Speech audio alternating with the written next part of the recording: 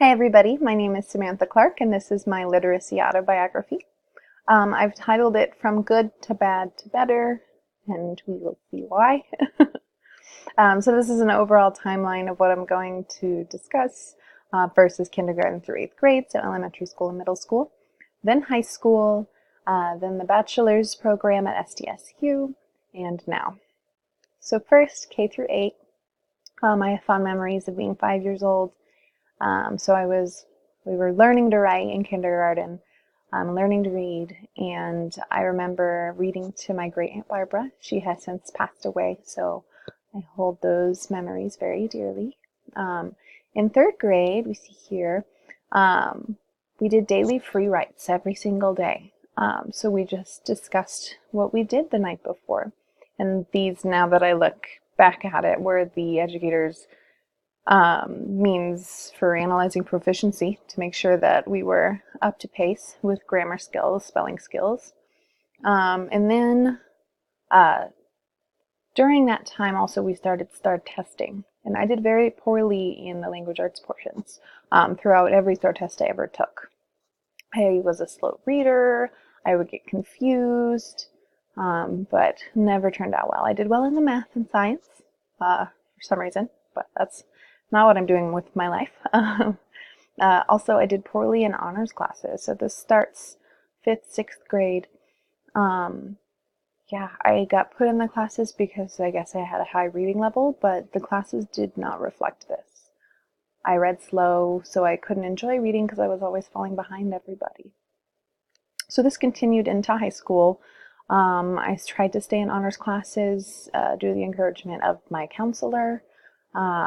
But eventually I was just really not doing well, so I decided to drop out despite my counselor's suggestions. I was not having it with AP language.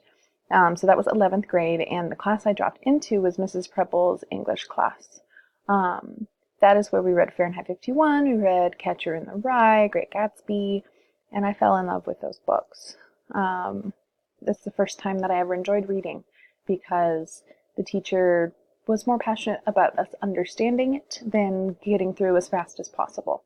She understood her diverse population of students couldn't all be at the same pace all the time. I put Hunger Games here because she made me love books so much that I read it on my own, and that was crazy for me. But yeah, I do love the Hunger Games series, so sorry. And then I was admitted to SDSU's English program, specifically for the single subject path.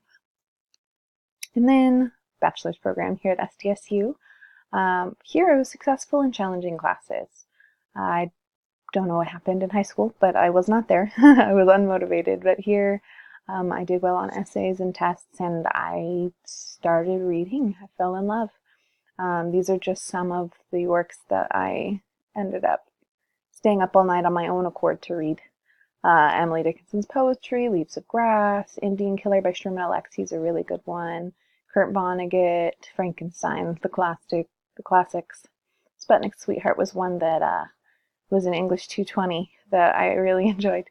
Then I was invited to the Phi Beta Kappa Society. Claire Colquitt, a professor at SDSU, suggested me for the society, and I was lucky enough to get a scholarship from them for this program.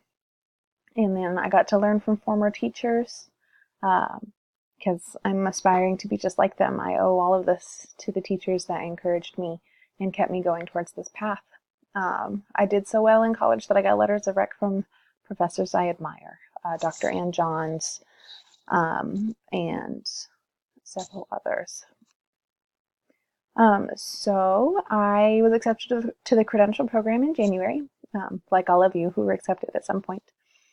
And I honestly owe it all to Miss Preble. I'm sure we all have a teacher like that who made school worthwhile for us, and I just want to be like her, I guess, because I hated English classes and I was doing very poorly, and I would love to be able to open up this world to students who need more time. And I'm just excited for that, to be able to help even one student not hate an English class. So that is my timeline of my literacy autobiography. I went from good to bad to much better. Thank you so much.